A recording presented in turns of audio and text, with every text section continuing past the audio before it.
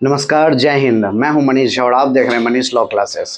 आज के वीडियो में हम जानेंगे time of supply of service. मतलब सर्विस के रिगार्डिंग जब कोई इनवॉइस रेज होती है या इशू होती है तो उसकी टाइमिंग क्या होनी चाहिए और गवर्नमेंट ने उसकी टाइमिंग क्या प्रिस्क्राइब की है। लास्ट वीडियो में हमने time of supply of goods के बारे में जाना था, जो सेक्शन 12 के अंदर आता है। ये सेक्शन जो है, ये सारे सेक्शन चैप्टर 4 के अंदर आते हैं, CGST एक्ट के अंदर, जो बात करता है time and value of supply. ये कवर करते हैं सेक्शन 12 से लेकर 15। सेक्शन 12 जो गुड्स की टाइमिंग के बारे में बात करता है, सेक्शन 13 जो सर्विस की टाइमिंग की बात करता है, सेक्शन 14 जो चेंज इन टैक्स रेट के बारे में बात करता है, और 15 वैल्यू ऑफ सप्लाई के बारे में बात करता है। तो ये जो चैप्टर है और इसके अंदर जो आने वाले सेक्शन है, ये बहुत ही इंपॉर्टेंट है, छोटे हैं, तो इसको बारीकी से समझिएगा। अब देखिए, टाइमिंग दो तरह से इंपॉर्टेंट होती है। गवर्नमेंट के पॉइंट ऑफ व्यू से इसलिए जरूरी है ताकि गवर्नमेंट चाहती है कि जितनी जल्दी हम टाइमिंग प्रिस्क्राइब कर देंगे, हमें जीएसटी कलेक्शन उतनी जल्दी मिलेगा। और सप्लायर के पॉइंट ऑफ व्यू से टाइमिंग इसलिए जरूरी होती है ताकि उन्हें ये चीज समझ में आए कि इस डेट के हिसाब से हमें पेमेंट कब करनी है। क्योंकि अगर मान लीजिए एक दिन का अगर डिफर हो गया तो ड्यू डेट का जो चेंजिंग होता है टैक्स पेमेंट का, वो उनमें गैप आ जाता है 1 मंथ का। मान लीजिए कोई इनवॉइस अगर 30 अप्रैल को रेज होता है और ये वो कंफर्म नहीं होते हैं कि 30 अप्रैल को रेज करना है या 1 मई को रेज करना है। क्योंकि मान लीजिए अगर कोई इनवॉइस रेज हुआ है 30 अप्रैल को और मान लीजिए कोई गुड्स का जो डिस्पैच है डिलीवरी के लिए वो हुआ है अगर 2 मई को, तो इन दोनों में से हम किसको पकड़े, इनवॉइस रेज को या जिस दिन माल मेरा डिलीवर्ड हुआ, जिस दिन मेरा माल डिस्पैच के लिए गया। तो इस कंफ्यूजन को दूर करने के लिए ये सारे सेक्शन बनाए गए हैं। इनका एक ही मकसद है, गवर्नमेंट के पॉइंट ऑफ व्यू से या सप्लायर के पॉइंट ऑफ व्यू से, कि विच एवर इज अर्लियर का कंसेप्ट पूरे time and value of supply में, विच एवर इज अर्लियर का कंसेप्ट टाइमिंग को लेके है इनवॉइस के रिगार्डिंग, चाहे वो गुड्स हो या सर्विस हो। हाँ, गुड्स और सर्विस के क्षेत्र में लिटिल बिट डिफरेंट है डेट को लेके, डेज को लेके, लेकिन कंसेप्ट एक ही है, विच एवर इज अर्लियर का कंसेप्ट, ताकि आप कभी कंफ्यूज ना हो टाइमिंग को लेके। तो गुड्स का वीडियो हम कवर कर चुके हैं, आप पहले प्लेलिस्ट में उसको देख सकते हैं, और आज हम कवर करेंगे सर्विस के रिगार्डिंग। तो चलिए स्टार्ट करते हैं। Service, time of supply of service, मतलब सर्विस के रिगार्डिंग जब कोई इनवॉइस रेज होती है तो उसकी टाइमिंग क्या होनी चाहिए, ये सेक्शन 13 ऑफ CGST एक्ट 2017 में प्रिस्क्राइब्ड है। इसके अंदर कवर किए जाते हैं 6 सब सेक्शन। पहला 13(1), जो 13 सब सेक्शन 1 है, वो ये बताता है चार्जिंग सेक्शन, कि आप इस सेक्शन के अंदर, मतलब गवर्नमेंट ये बताती है कि आप इस सेक्शन के अंदर जाके देख सकते हैं कि time of supply of service क्या चीज बनाई गई है, क्या चीज प्रेस्क्राइब की है, मतलब जस्ट लाइक अ डिफिनेशन का काम करती है। चार्जिंग सेक्शन है। अब देखिए, सब सेक्शन 2 जो है ये फॉरवर्ड चार्जेस है। गुड्स के केस में भी सब सेक्शन 2 जो था वो फॉरवर्ड चार्जेस था। पूरे गुड्स एंड सर्विस में बस 2 ही ऐसे सेक्शन है जो आपको मोर और लेस फोकस पे रखने हैं, सब सेक्शन 2, सब सेक्शन 3, चाहे वो गुड्स हो या आपके सर्विस में। बाद में की सब ऑलमोस्ट सेम है। तो देखिए, फॉरवर्ड चार्जेस जो थे सर्विस के चीज में, फॉरवर्ड चार्जेस मतलब वो होते हैं जहां जो टैक्स का बर्डन है वो सप्लायर के ऊपर आता है। मतलब सप्लायर जब किसी को इनवॉइस रेज करती है तो उसके बदले में उसे जीएसटी मिलती है, और सप्लायर का ये रिस्पॉन्सिबिलिटी है कि उस जीएसटी को वो गवर्नमेंट को पेमेंट करे। ठीक है, तो इसे हम फॉरवर्ड चार्ज करते हैं। और जो रिवर्स चार्ज होते हैं, कहने का मतलब वो रिसिपेंट के पॉइंट ऑफ व्यू से होता है। मतलब टैक्स का बर्डन जो होता है वो रिसिपेंट के पॉइंट ऑफ व्यू से होता है, कि जब कोई इनवॉइस सप्लायर रेज करता है तो उसका जो जीएसटी अमाउंट है वो रिसिपेंट गवर्नमेंट को पेमेंट करेगी।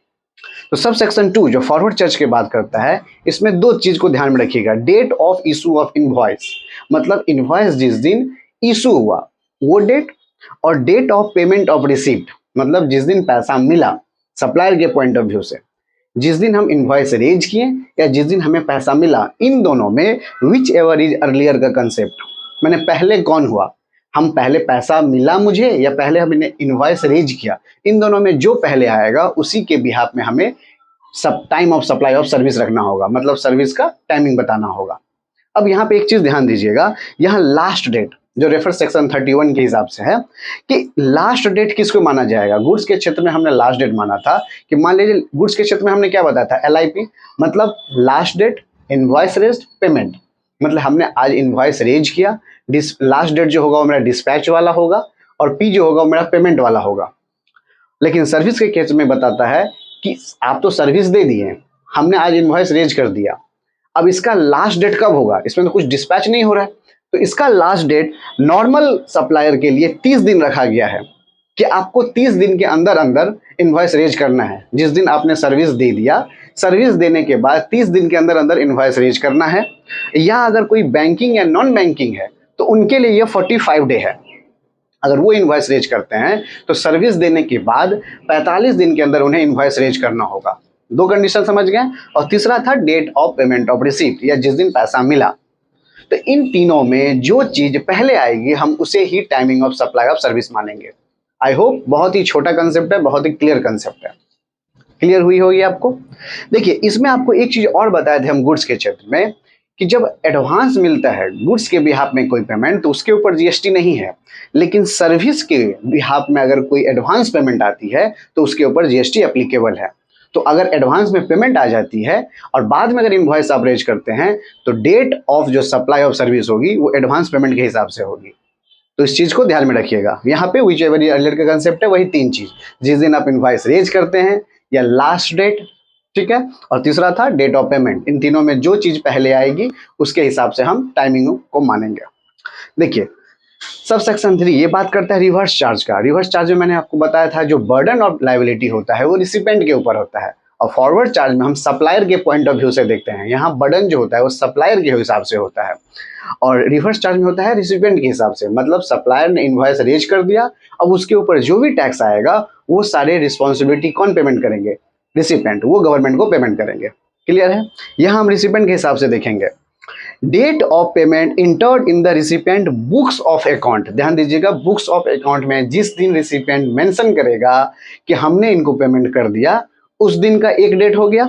दूसरा, date on which the payment is debited in the bank account, जिस दिन उसके बैंक से पैसा डेबिट हो जाएगा वो डेट हो गया। दो डेट हो गया आपको। और तीसरा कहा जाता है कि जिस दिन date should be within 60 day from the date of issue of invoice.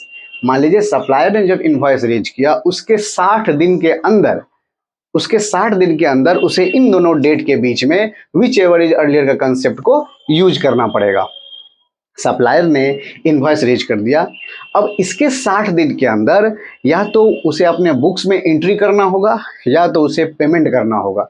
इन दोनों में जो विच एवर इज अर्लियर आएगा उसी को हम timing of supply of service मानेंगे आपके रिवर्स चार्ज के क्षेत्र में। समझ गए। अब देखिए यही दोनों सेक्शन मैंने आपको कहा था कि गुड्स और सर्विस में डिफर हैं, बाद बाकी सारे मोर और लेस सेम हैं। तो अब यहाँ से जो भी हम पढ़ेंगे 4, 5, 6 ये आपके गुड्स में भी वही चीज है जो सर्विस में है। फिर भी आप समझ लीजिए। देखिए सब सेक्शन 4 मैंने आपको गुड्स में भी बताया था, सर्विस में बताया था, वाउचर के ऊपर बात करता है कि वाउचर की रिगार्डिंग जो इश्यू होती है उसकी टाइमिंग क्या होनी चाहिए। तो देखिए यहाँ दो कैटेगरी होती है वाउचर में। एक होती है आइडेंटिफाइबल, मतलब जिसे हम आइडेंटिफाई कर सकते हैं, और एक होता है जिसे हम आइडेंटिफाई नहीं कर सकते हैं। तो जिस चीज को हम आइडेंटिफाई कर सकते हैं, जस्ट लाइक डोमिनोज का वाउचर, मैंने आपको एग्जाम्पल बताया था कि डोमिनोज का अगर वाउचर है तो वो चीज आइडेंटिफाई हो सकती है कि ये सिर्फ डोमिनोज में ही यूज होगा। तो उस केस में आप डेट ऑफ इशू, जिस दिन वो इशू हो चुका उसी को हम टाइम ऑफ सप्लाई मानेंगे। और जो चीज आइडेंटिफाई नहीं हो सके, मान लीजिए आपको एक पेटीएम का कोड मिला कि यूज कोड 10, अब इस कोड 10 को आप किसी भी प्रोडक्ट के लिए यूज कर सकते हैं, तो वो नॉन आइडेंटिफाई, मैंने पता नहीं चल रहा है कि किस पर्पस के लिए है, पर्टिकुलर पर्पस क्या है, मतलब सबके साथ यूज हो सकता है, तो वो नॉन आइडेंटिफाइबल है। तो उस केस में डेट ऑफ रिडम्पशन, जिस दिन आप उस चीज को रिडीम करेंगे वाउचर को, उसे हम टाइमिंग ऑफ सप्लाई मानेंगे। क्लियर है। आइडेंटिफाई के केस में डेट ऑफ इशू, और जहां आइडेंटिफाई नहीं हो सके वहां हम डेट ऑफ रिडम्पशन, मतलब जिस दिन हम रिडीम करेंगे वाउचर को उसे हम टाइमिंग ऑफ सप्लाई मानेंगे। क्लियर। चलिए 13.5 में रेसिडुअल के बारे में बताता है। मैंने गुड्स के भी क्षेत्र में आपको बताया था, सर्विस में भी, दोनों में सेम है। रेसिडुअल केस तभी आता है जब कोई फ्रॉड टाइप का काम हो। मान लीजिए कोई आदमी कैश में कारोबार कर रहा है और वो एक प्रिस्क्राइब्ड लिमिट के ऊपर कारोबार करते चला आ रहा है। अब जब डिपार्टमेंट की रेड पड़ेगी तो यहाँ ये देखा जाएगा कि इनकी टर्नओवर 1 करोड़ के ऊपर जा रही है और ये गवर्नमेंट को टैक्स देते ही नहीं है। तो गवर्नमेंट उनके ऊपर चार्ज करेगी सेक्शन और ये कहेगी कि आपका इतना टैक्स आ रहा है, इतना पेनाल्टी आ रहा है, इतना इंटरेस्ट आ रहा है, ये सब अब आप गवर्नमेंट को पेमेंट कीजिए। तो जिस दिन वो ये सारे टैक्स पेमेंट करेंगे, the date on which GST paid, जिस दिन वो सारी ये जीएसटी पेड करेंगे या टैक्स पेड करेंगे, जो भी इंटरेस्ट पेनाल्टी जो भी हो, जिस दिन ये ड्यूटीज पे करेंगे उस डेट को ही माना जाएगा टाइमिंग ऑफ सप्लाई। समझ गए। और मान लीजिए अगर वो रजिस्टर्ड है, रजिस्टर्ड होने के बाद भी अगर वो कुछ चीज़ फेल करते हैं तो उनके रजिस्टर्ड तो है एटलीस्ट, तो रजिस्टर्ड होने से उनका डेट ऑफ रिटर्न फाइल जो होगा वही उनकी टाइमिंग ऑफ सप्लाई होगी। लेकिन जब वो अनरजिस्टर्ड है, मतलब जीएसटी नंबर लिए ही नहीं है और कारोबार किए जा रहे हैं वो भी प्रिस्क्राइब लिमिट के ऊपर, तो उनका जिस दिन वो गवर्नमेंट के द्वारा ये बताया जाएगा कि आज आपको पेमेंट करनी है विथ टैक्स इंटरेस्ट पेनाल्टी सब, तो date on which the GST paid, उस दिन उनकी होगी टाइमिंग ऑफ सप्लाई। और बाद में उनकी रजिस्टर्ड केस में date on which the return file, जिस दिन उनकी रिटर्न फाइल होगी। Concept clear. अब देखिए 13(6) ये कहता है कि additional value of supply, goods में भी था सर्विस में भी है। मैंने आपको बताया था कि मान लीजिए कोई सप्लायर जब इनवॉइस रेज करती है तो वहाँ ये मेंशन कर देती है कि अगर recipient within a due date, मतलब विद इन अ 7 डे या 15 डे या 30 डे अगर मुझे ये पेमेंट नहीं करता है, तो आफ्टर द ड्यू डेट, मतलब अगर वो सपोज कीजिए वो मेंशन कर दिया कि विद इन अ 7 डे अगर कोई रिसिपेंट मुझे अगर पेमेंट नहीं दिया इस बिल के अगेंस्ट में, तो आफ्टर 7 डे पर डे के हिसाब से मैं उसके ऊपर 15% इंटरेस्ट चार्ज करूंगा, जो भी टैक्सेबल वैल्यू होगी। तो अब गवर्नमेंट कहती है कि आप तो वो चीज अपने इनवॉइस में रेज कर दिए, आपको जब वो इंटरेस्ट मिलेगी 15%, मान लीजिए 1 महीना बाद मिले या 2 महीना बाद मिले, जितना दिन वो लेट करेगा रिसिपेंट पेमेंट देने में, जब वो पैसा मिलेगी इंटरेस्ट के रूप में, उस दिन जो एक्चुअल डेट होगी, actual date of receive additional value of supply, जो इंटरेस्ट का पार्ट मिलेगा वो भी एक इनवॉइस के तौर पे ट्रीट होना चाहिए, और उसके ऊपर जो जीएसटी बनेगा वो भी आप मुझसे शेयर कीजिएगा। मतलब आप अकेले अकेले मत रखिएगा इंटरेस्ट पेमेंट, उसके ऊपर जो जीएसटी बनेगा वो आप मुझे दीजिएगा, क्योंकि आप तो बिजनेस के रिगार्डिंग में सब कुछ चार्ज कर रहे हैं ना। तो जब बिजनेस के रिगार्डिंग सब कुछ हो रहा है तो मुझे भी बिजनेस में हिस्सा चाहिए, मुझे भी वो इंटरेस्ट पेनाल्टी का जीएसटी अमाउंट चाहिए। तो वो कहता है उस केस में जिस दिन आपको पैसा मिलेगा उसे हम एक्चुअल डेट, उसी को हम टाइमिंग ऑफ सप्लाई कहेंगे, अलग से उसका एक इनवॉइस बन जाएगा। तो बहुत ही छोटा कंसेप्ट था गुड्स और सर्विस के रिगार्डिंग, लेकिन क्लियर कंसेप्ट होना चाहिए। Which ever is earlier concept, चाहे वो गुड्स हो या सर्विस हो। गुड्स के क्षेत्र में कुछ लिमिट थे डेट और मंथ को लेके, और सर्विस के क्षेत्र में भी कुछ डेट और डेज को लेके मेंशन है। मोस्टली फोकस है सब सेक्शन 2 और सब सेक्शन 3, जो गुड्स के क्षेत्र में भी फॉरवर्ड चार्ज थे और यहाँ भी रिवर्स चार्ज थे, इस दोनों के ऊपर ही ज़्यादा फोकस है, बाद बाकी मोर और लेस सब सेम है। I hope timing of supply से रिलेटेड, मतलब गुड्स और सर्विस से रिलेटेड आपकी जो कंसेप्ट है ये क्लियर हुई होगी। बहुत छोटी वीडियो थी, बहुत इंपॉर्टेंट वीडियो थी। अब से आने वाली जितने भी वीडियो होंगे सारे आपके प्रैक्टिकल लाइफ से इंप्लीमेंट होंगे, मतलब आप प्रैक्टिकल लाइफ में इस चीज़ को देखिएगा। जब कोई नोटिस आता है तो इस सेक्शन के अंदर आता है तो आपको वो चीज़ कंसेप्ट क्लियर मिलेगा कि हाँ इस सेक्शन के अंदर ये चीज़ होनी चाहिए, ये चीज़ नहीं हुई है इसलिए ये नोटिस आया है।